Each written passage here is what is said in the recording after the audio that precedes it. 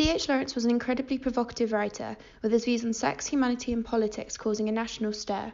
It's no wonder we're here analysing one text in particular, The Rocking Horse Winner, through the lens of humanity's other great controversies, Sigmund Freud.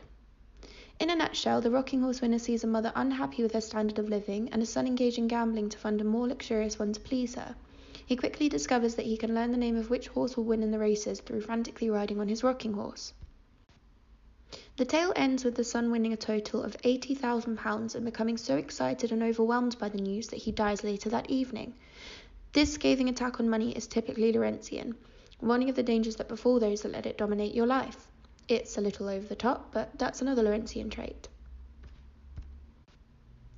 Lawrence may have been ahead of his time in that sense, as today these warnings are implemented into everyday life, including a recent ban on gambling adverts in between sporting events. But more interesting is the message lurking beneath the text, and this is where Freud would have had a field day. Anyone who's familiar with Freud, or even anyone who's not set up camp underneath a rock for the entirety of their life, would be familiar with his questionable ideas on sexuality. Perhaps one of the most distasteful is his proposal of an Oedipus complex, first introduced within his interpretation of dreams in 1899. Ultimately, the theory states that during the phallic stage of psychosexual development, we experience an unconscious sexual desire for the parent of the same sex and consequently compete with the parent of the opposite sex to win the former's affection. Yeah, I know, but hang in there. Reading this text through a psychoanalytic lens, more than one reader picked up on Oedipal undertones within the behaviour of the son, and it's easy to notice once you know what to look for. The most conspicuous is perhaps when he's quick to declare, "I'm a lucky person," quickly after his mother complains of her husband's lack of luck causing her unhappiness, a typical example of the rivalry the son supposedly feels towards his father. Even more interesting is what this reading may imply about D.H. Lawrence and his relationship with his own mother, Lydia, who we know from his novels was a domineering force in his life. This relationship is best explained through an understanding of Freud's ideas on repression. Having lost her at age 25, Lawrence may have unconsciously transmitted his own repressed Oedipal desires and feelings of tragedy into his protagonist, which would explain uncomfortably bizarre scenes such as when the character's mother reluctantly enters his bedroom to see something plunging to and fro.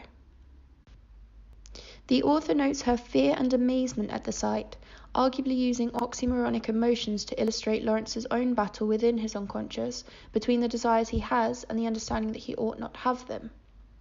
The drive for the son in the text to win money for his mother may also be repressed feelings of guilt that Lawrence felt.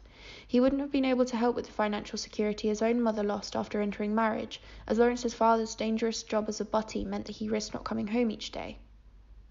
Whilst Lawrence's 1926 story explores a boy successfully gambling to avoid poverty, a more modern piece of literature may look at the protagonist in poverty because of their gambling habits, owing to the vast number of people who have lost everything through addiction.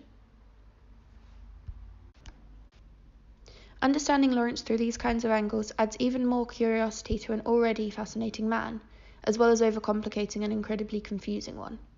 It's always rewarding to explore literature through these different perspectives, and given that Lawrence had an opinion on everything, I have no doubt that he'd have a few ideas to contribute to this discussion too, particularly disputing the Oedipal complex with his mother. Lawrence himself wasn't a fan of psychoanalysis, unless he was writing it. Of Freud, he wrote, "The Freudian unconscious is the cellar in which the mind keeps its own bastard spawn."